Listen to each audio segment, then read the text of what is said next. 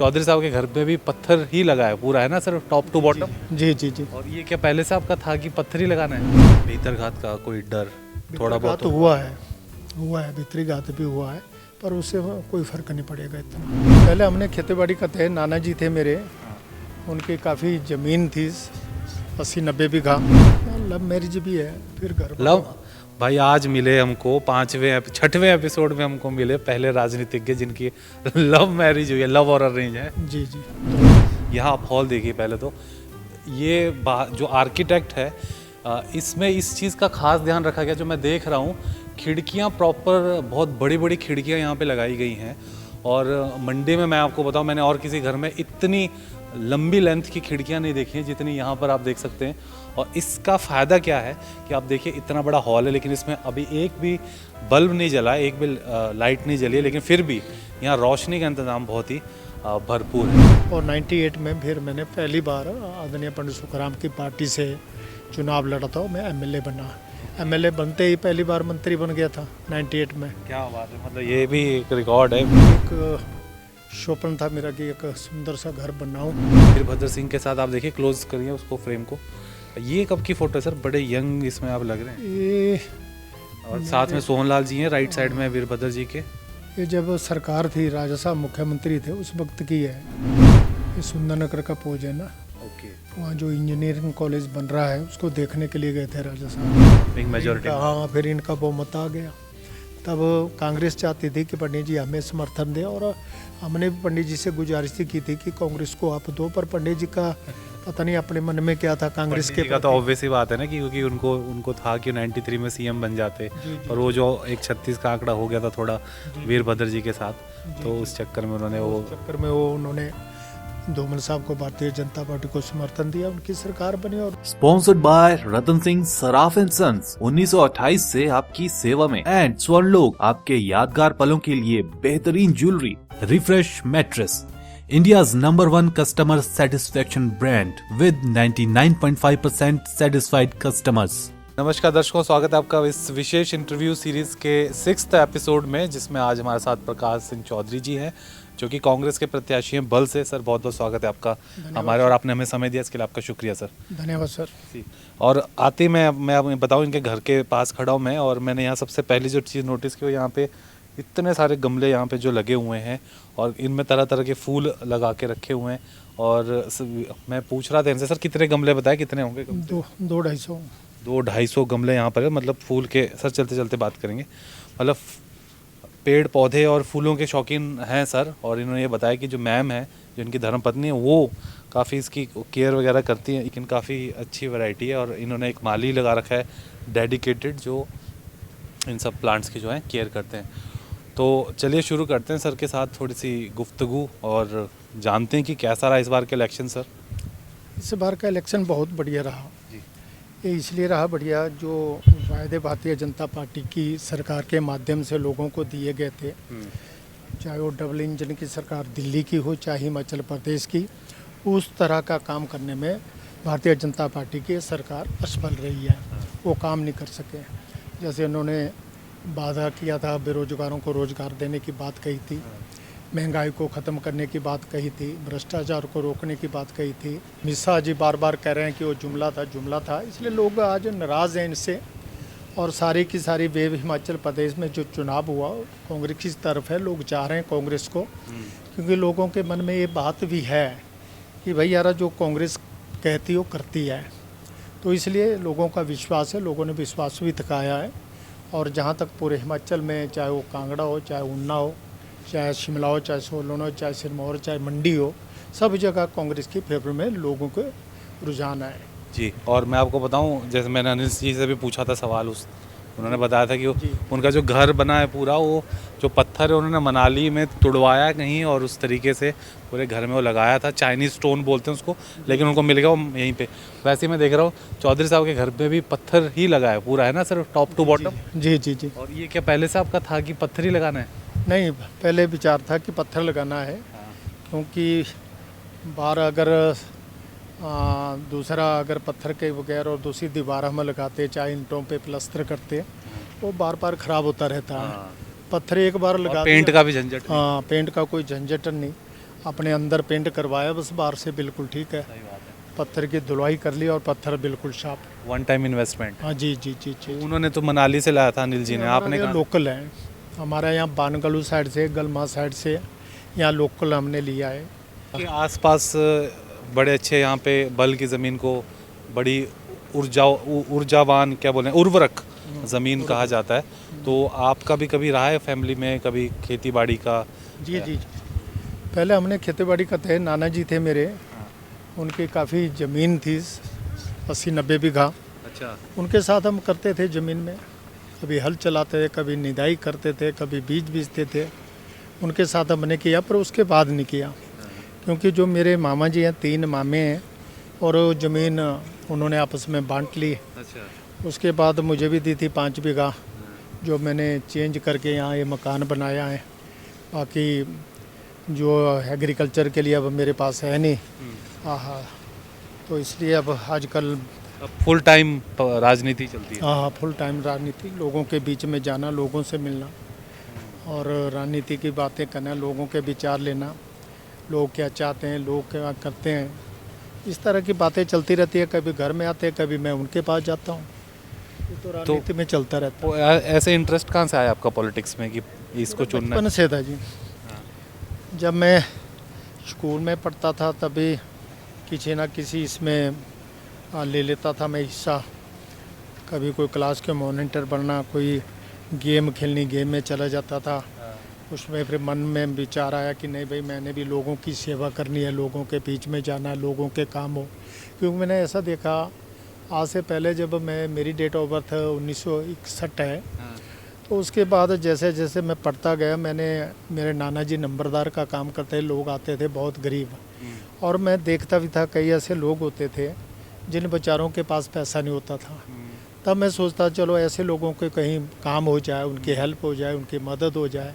जैसे मंडी में कोई सर्टिफिकेट बनाना चाहते थे, उनके पास किराया नहीं होता था, तो मैं उनसे कागज़ लेके खुद जाता था मंडी और उनके काम करवाता था। और मेरा जो है ये जो निचला बल है, इसमें काफ़ी फेमस हो गया मैं।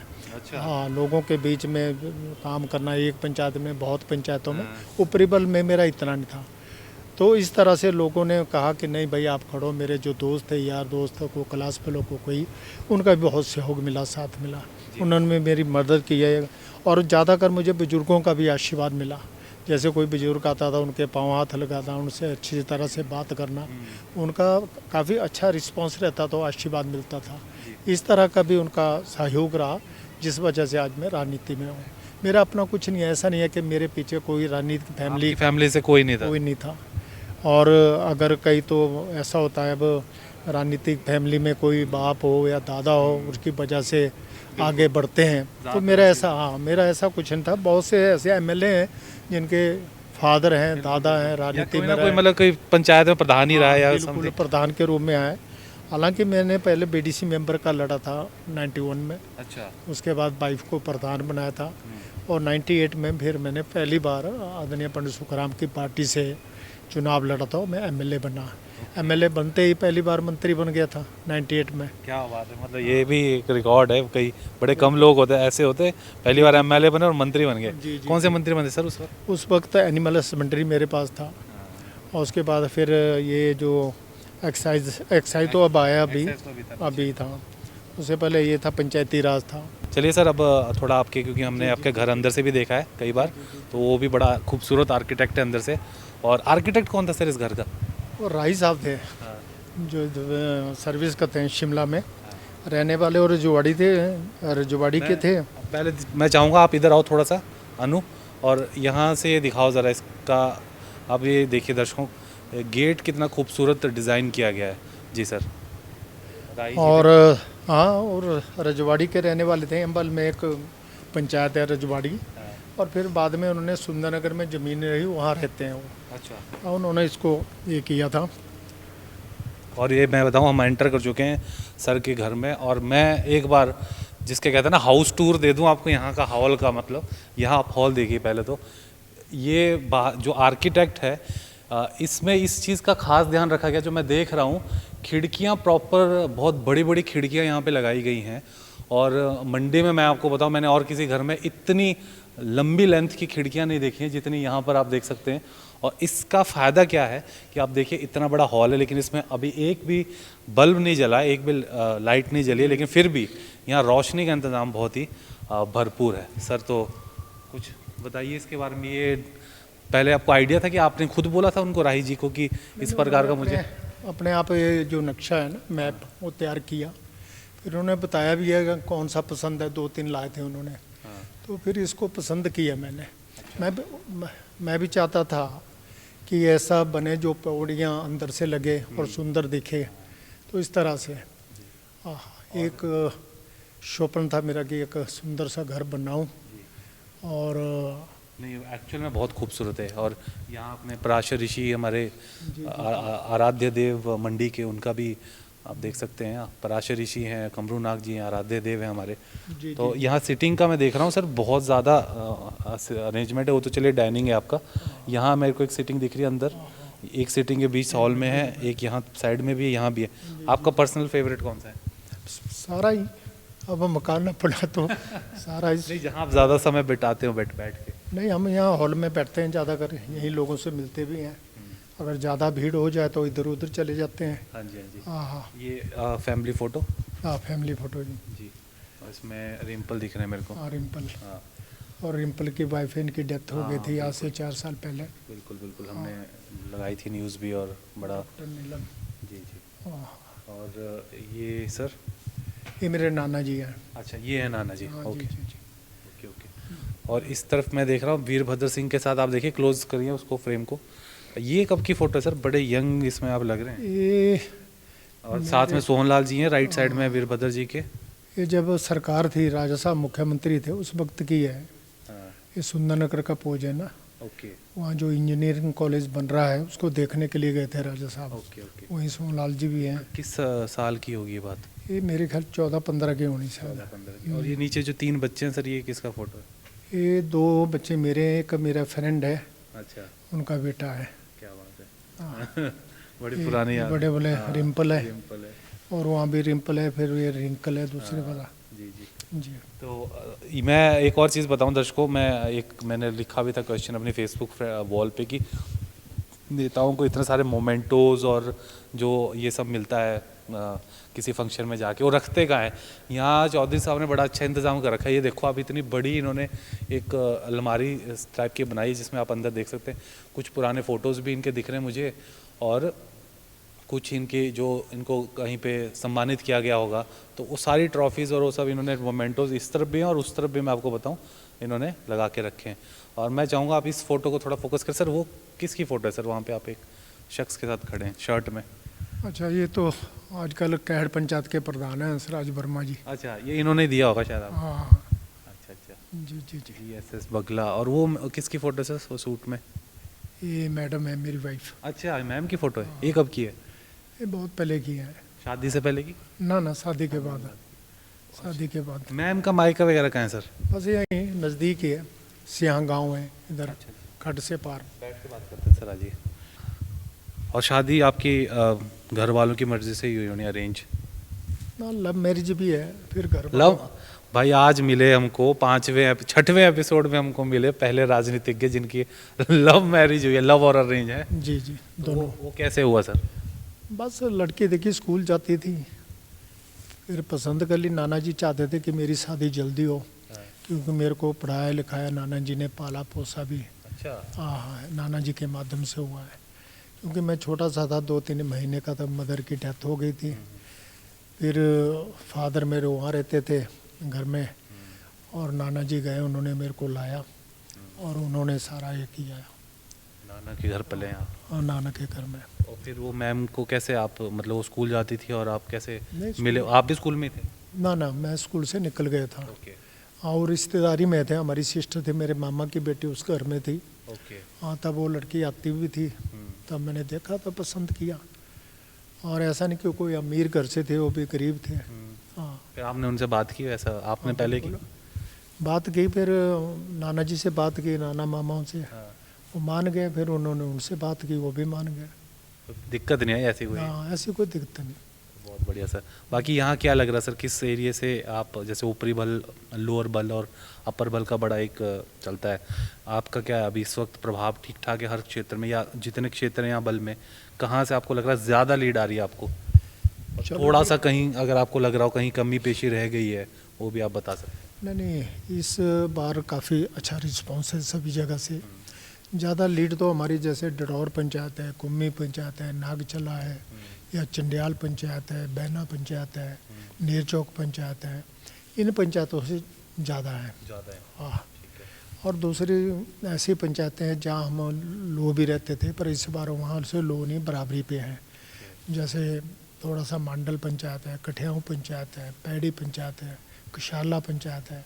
ये पंचायतें जहाँ से हम हर वक्त डाउन भी जाते रहते थे, पर एमपी के चुनावों में थोड़ा पैड़ी हमारी ज़्यादा डाउन जाती थी, पर हमारा जब एमएलए का चुनाव आता तब वो बराबरी होती थी, हमें लीड भी मिलती थी। पर पिछली बार हम काफ़ी डाउन गए थे, इस बार हम बराबरी पे हैं।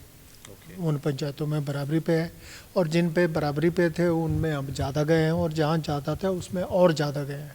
भीतरघात का कोई डर थोड़ा बहुत तो हुआ है, भीतरी घात भी हुआ है, पर उससे कोई फ़र्क नहीं पड़ेगा इतना। थोड़ा बहुत उन्होंने किया, उन्होंने तो अपनी सम से ज़्यादा किया, पर उनसे हुआ नहीं। लोग माने नहीं, लोगों ने एक मन में बना ली थी कि नहीं भाई हमने कांग्रेस को लाना है, प्रकाश को लाना है और इनको जिताना है, ताकि हमारे जो काम इनके माध्यम से हुए ये काम आगे बढ़े और ज़्यादा काम हो, क्योंकि काम तो कभी ख़त्म नहीं होते, विकास कभी ख़त्म नहीं होता। कोई काम हो गया तो फिर लोगों की चॉइस और काम की आ जाती है, तो इस तरह से काम चलते रहते हैं। इसलिए लोगों ने देख लिया जो प्रकाश चौधरी ने काम किए हैं, वो वैसे काम आज तक यहाँ के किसी एमएलए के माध्यम से नहीं हुए। हाँ, आदरणीय चौधरी पीरूराम जी हमारे मंत्री भी रहे हैं, एमएलए भी रहे हैं, उनके टाइम में हुए थे। बाकी उतना ज़्यादा नहीं हो पाया जितना लोगों ने जो चाह भी नहीं, मांग भी नहीं की थी, वो काम हमने किया। चाहे वो एसटीएम की बात है, ब्लॉक की बात है, तहसील की बात है, दूसरे हैं, तो ये सारे काम हमने करके दिया और लोग आज खुश हैं। ताकि शिव धाम जो बन रहा था मंडी में सर, उसका काम थोड़ा सा भी थोड़ा हिचकोले खा रहा है। पीछे कुछ पेमेंट के इश्यूज भी हुए हैं। वैसा ही एक और ड्रीम प्रोजेक्ट था मुख्यमंत्री साहब का यहाँ पे बल एयरपोर्ट का, क्या लग रहा है आगे जो भी सरकार बनेगी कैरी ऑन होगा? देखो, एयरपोर्ट हम चाहते हैं एयरपोर्ट बने, क्योंकि इलाका डेवलपमेंट होती है, पर यहाँ कुछ लोग चाहते हैं कि बने और कुछ लोग चाहते हैं ना बने। कुछ ऐसे लोग हैं जिनके नाम पे ज़मीन है और कब्जा उनका नहीं है, वो तो चाहते हैं बन जाए, हमें पैसा मिल जाए। जिनके पास अपने नाम पे ज़मीन है और कब्जा भी उन्हीं का, वो नहीं चाहते कि बने।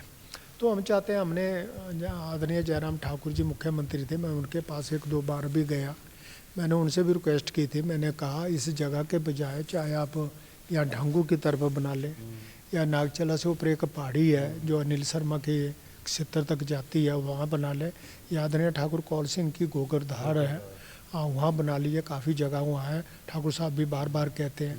तो ऐसी जगह बने ना, उससे ना धुंध का फ़र्क रहेगा, बल में तो धुंध भी है, पानी भी है, बरसात में ज़्यादा ही आता है, तो इस तरह से यहाँ बड़ी दिक्कत है। और लोगों की भी उपजाऊ ज़मीन है जो सोना उगलती है, लोग जिनके पास नौकरियाँ नहीं है और लोग अपने ज़मीनों में खेती बाड़ी करके, टमाटर लगा के, मटर लगा के, दूसरी सब्जियाँ लगा के अपने बच्चों का गुजारा करते हैं, पढ़ाते हैं, अपने परिवार का पालन पोषण करते हैं। तो इस तरह से मेहनत करके यहाँ के लोग, काफ़ी मेहनत है, वो मेहनती है और मेहनत करके वो अपना जीवन व्यतीत कर रहे हैं। तो इस तरह मैं चाहता हूँ, उनको देख कर तो ऐसा दिल करता है कि ना बने, और दूसरी जगह जैसे मैंने नाम बताए वहाँ बने, हम इसका विरोध नहीं करते हैं। हाँ हाँ, तो मतलब चाह रहे हैं कि हो, लेकिन थोड़ा सा कायदे से हो। और यहाँ पे हाँ जी। बाकी सर आपकी, जैसे अगर मैं स्कूलिंग या वो पूछूँ तो यहीं पे हुई है आपकी आसपास? जी, मैं पहले बंगरोटू स्कूल में पढ़ा। बंगरोटू स्कूल के बाद फिर मैंने MLSM कॉलेज में लगाए थे 6-7 महीने। उसके बाद मैं फिर महाराष्ट्र में चला गया था, ये PET की ट्रेनिंग करने, फिजिकल एजुकेशन टीचर की, वो भी मैंने 1 साल की है वहाँ। Physical education teacher? जी। और वहाँ से आकर फिर 1983 में मैं टीचर लगा था। यहाँ बरियारा स्कूल होता था एक, वहाँ मैं प्राइमरी टीचर लगा था, वहाँ भी मैंने 1.5 साल लगा लिया। उसके बाद फिर मेरा ध्यान नौकरी की तरफ नहीं था। फिर मैं चाहता था कि मैं लोगों की सेवा करूं, लोगों के काम करूं, उनके माध्यम से आगे निकलूं और ऐसी जगह पहुंचूं जहां से मुझे कोई लोगों के काम करने में कोई दिक्कत ना हो और उनके काम कराऊं ताकि लोगों को फ़ायदा पहुंचे, लोग खुश हो। तो इसी तरह से हमने किया। फिर 1989 में मैंने यानी कि पर्चा भरा था। आदरणीय चौधरी पीरूराम उस पर खड़े थे। फिर इनके जो भी वो कार्यकर्ता थे, वर्कर थे, बेटों ने और मना लिया कि आप वापस ले लो। फिर हमने वापस ले लिया। उसके बाद एमएलए के लिए पर्चा भर दिया था। भर दिया था। हाँ। फिर उसके बाद वापस लिया। वापस के बाद फिर मैं वहाँ सोलन में चौधरी साहब के बेटे थे मंतराम चौधरी जी, उनके साथ मैंने वहाँ भी कम से कम 1 साल गया था एज ए क्लर्क के रूप में। उन्होंने कुछ आपको आश्वासन दिया था क्या, कुछ कंपनसेट करेंगे इस चीज़ को? ना उन्होंने बोला था नौकरी लगाऊंगा मैं। हाँ। तो फिर मेरा तो इंटरेस्ट, जैसे मैंने पहले कहा, मेरे नौकरी की तरफ को ध्यान नहीं था। फिर मैंने 1 साल वहाँ निकाला था। फिर वहाँ से उनकी ट्रांसफ़र हो गई थी कहीं दूसरी जगह। वहाँ कोई खुराना नाम के सेशन जज आए थे। फिर इन्होंने इंटरव्यू रखी। फिर इंटरव्यू मैंने दी नहीं। फिर मैं घर आ गया। घर के बाद फिर मैंने चुनाव लड़ा बीडीसी मेंबर का। हाँ, मैं जीत गया और जो मेरे एंटी थे उनकी जमानतें भी जब्त हो गई थी। और लोगों का इतना आशीर्वाद मिला। 2 पंचायतों से था, एक हमारी डडौर थी, एक बंगरोटू पंचायत थी। वहाँ से राजनीति शुरू हुई है। फिर पंडित सुखराम जी के कांटेक्ट में आप कैसे आए और उन्होंने आपको अपनी पार्टी का जो उन्होंने बनाई थी हिमवी का, उसका टिकट भी दे दिया? चलो जी, पंडित सुखराम के काफ़ी लोग यहाँ बल में रहते थे। उनका हमेशा मेरे को ये रहता था कि भाई नहीं, आप पंडित जी से मिलो। पंडित जी कांग्रेस में तब भी हम मिलते रहते थे, राजा साहब से भी मिलते रहते थे। और दूसरे जो नेता थे, चाहे ठाकुर कौल सिंह थे, रंगीला राम राव जी थे, जो दूसरे मंडी के नेता थे, या बाहर के नेता जो ठाकुर रामलाल जी थे, दूसरे नेता, उनसे भी हम मिलते रहते थे। तो चलती रहती थी। कभी लोगों के काम करवाने के लिए हम चले जाते थे नेताओं के पास, तभी मुलाकात होती रहती थी और आपस में बातचीत भी होती रहती थी। और ज़्यादातर हम राजा साहब से भी बड़े काम करवाते थे और पंडित जी से भी मिलते थे। फिर 83 में पंडित जी मुख्यमंत्री बने, 93 में 93 में मुख्यमंत्री बनना चाहते थे पर किसी कारण नहीं बन पाए। राजा साहब मुख्यमंत्री बने। फिर हमने उनके माध्यम से और ज़्यादा काम लोगों के करवाए बल क्षेत्र में। फिर 98 में पंडित जी ने जब पार्टी बनाई, यहाँ जो चौधरी साहब थे, मैंने सोचा चौधरी साहब के होते हुए तो शायद कांग्रेस से टिकट ना मिले, तो इसलिए पंडित जी ने पार्टी बनाई और इनके लोगों ने मुझे पंडित जी से मिलाया, बातचीत हुई। उसके बाद हालांकि मेरे पहले एक लाल सिंह को टिकट हो गया था। अच्छा। ना फिर बाद में हमारे जो लोग यहाँ के थे, जो पंडित जी के बहुत नज़दीक है, वो पंडित जी के पास गए। उन्होंने फिर पंडित जी को कहा और पंडित जी ने कहना माना और फिर लाल सिंह का काट कर फिर टिकट मुझे मिला और हम 4 जीते थे उस वक्त। आप जीते थे, एक महेंद्र सिंह थे, मनसाराम जी थे और पंडित सुखराम जी थे, खुद 4 जीते। और रामलाल मार्कंडे जी जब बाद में इलेक्शन हुआ था लाहौल का, उस वक्त वो जीत के आए थे। 5 थे हम लोग। फिर और ये भी मतलब दर्शकों को देखिए क्या गजब का इतिहास है। आज की तारीख में महेंद्र सिंह जो है भाजपा के कद्दावर नेता हैं और चौधरी जी जो हैं वो कांग्रेस के कद्दावर नेता, और अनिल शर्मा कांग्रेस से बीजेपी में आ गए, अब वो वहाँ पे नेता हैं और इस वक्त मंडी से चुनाव लड़ रहे हैं। और सुखराम जी जो है उनका भी इसी साल उनका निधन भी हुआ। तो ये मतलब कैसी कैसी हिस्ट्री है। उसके बाद शायद धूमल सरकार को सपोर्ट किया था। जी। और देखिए पंडित जी ने सपोर्ट किया धूमल साहब को और उनकी सरकार बनी थी बीजेपी की। हाँ, कांग्रेस की ज़्यादा सीटें थी उस वक्त।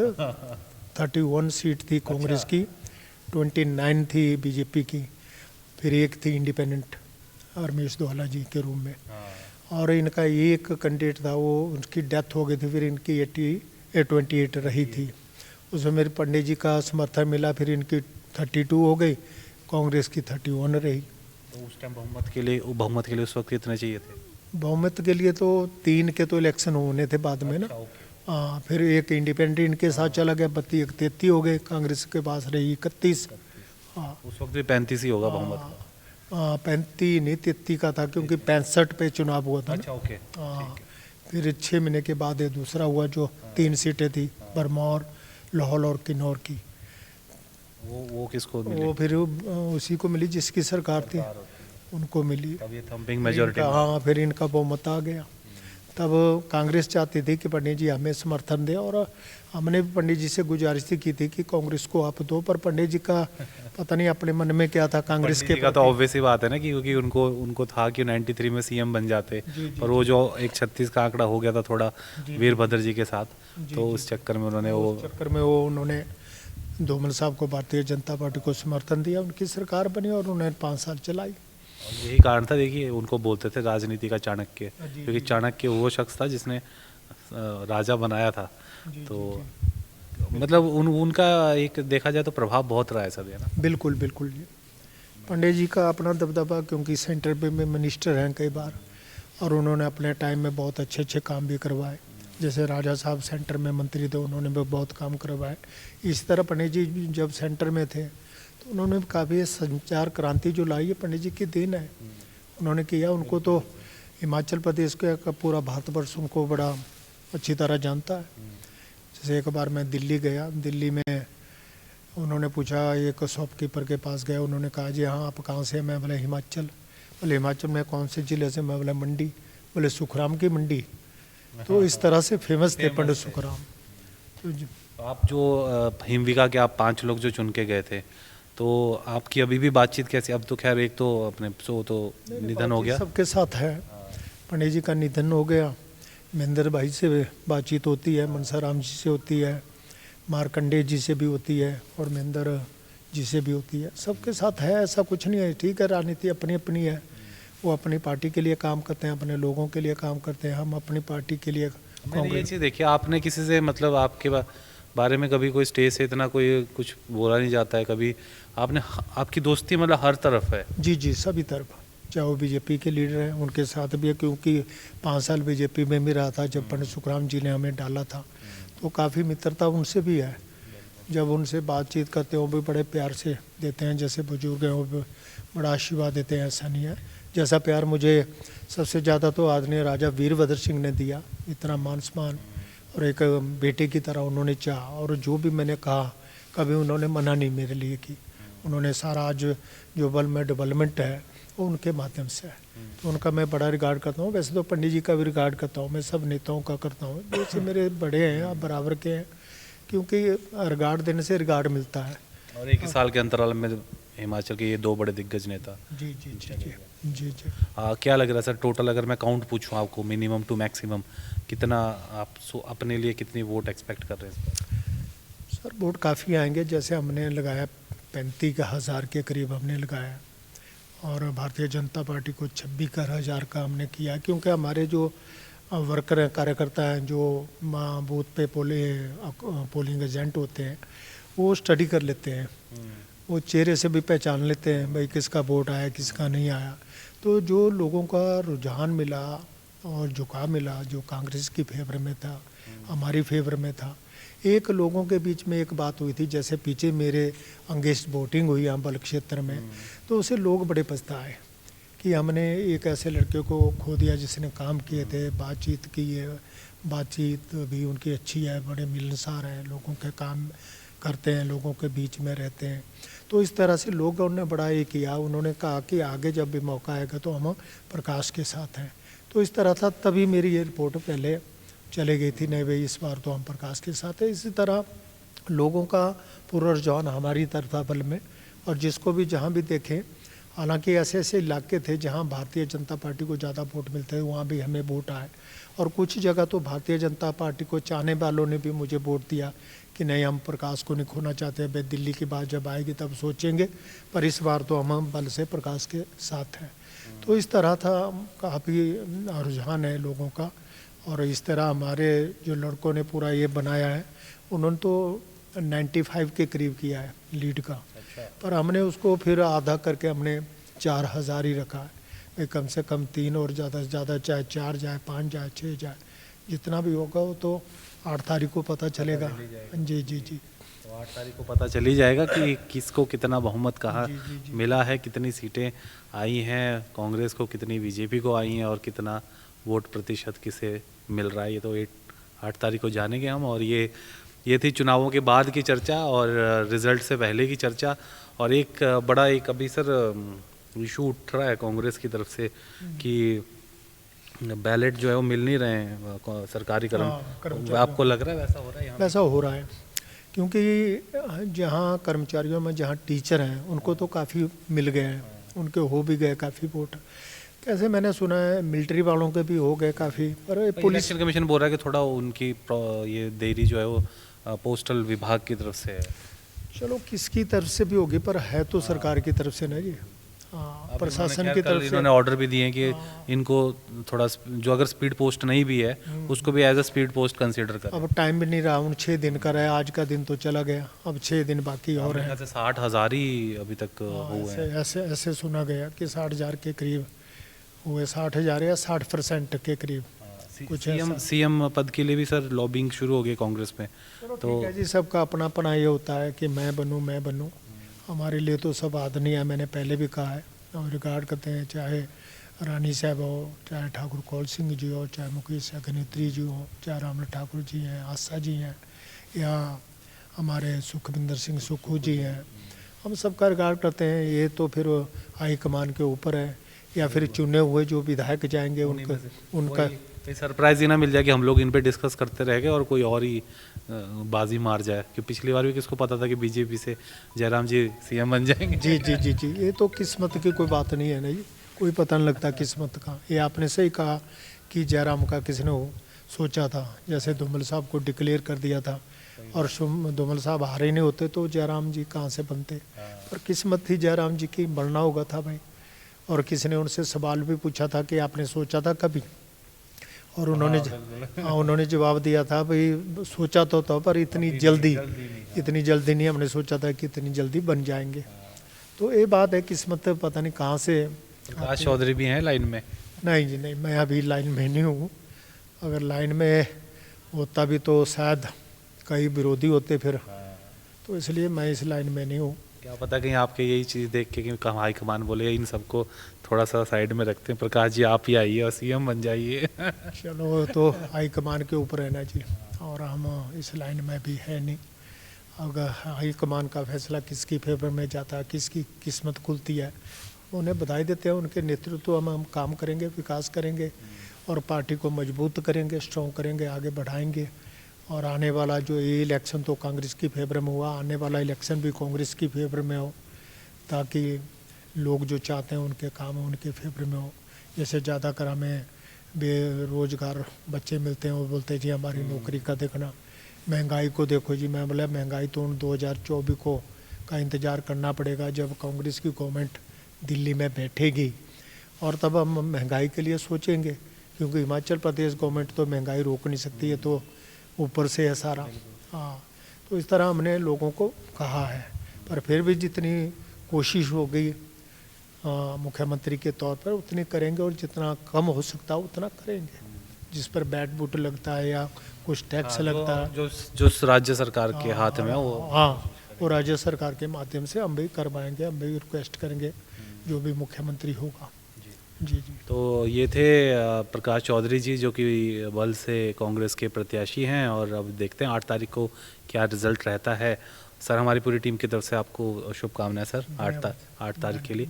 और ये हमारी विशेष सीरीज जारी रहेगी चुनावों के बाद और परिणामों से पहले वाली, जिसमें हम पूछ रहे हैं कि नेताजी जो हैं वो कैसे अपना समय बिता रहे हैं, थोड़ी बहुत उनकी ज़िंदगी से जुड़े किस्से पूछते हैं हम, थोड़ी कुछ पुरानी यादें ताज़ा करते हैं, थोड़ा बहुत हम इस इलेक्शन के बारे में बातचीत करते हैं। सर एक बार फिर से आपका सर बहुत बहुत शुक्रिया। सर बहुत धन्यवाद जी, thank you. Sponsored by Ratan Singh Saraf and sons, 1928 से आपकी सेवा में, एंड स्वर्णलोक आपके यादगार पलों के लिए बेहतरीन jewellery. Refresh mattress, India's #1 customer satisfaction brand with 99.5% satisfied customers.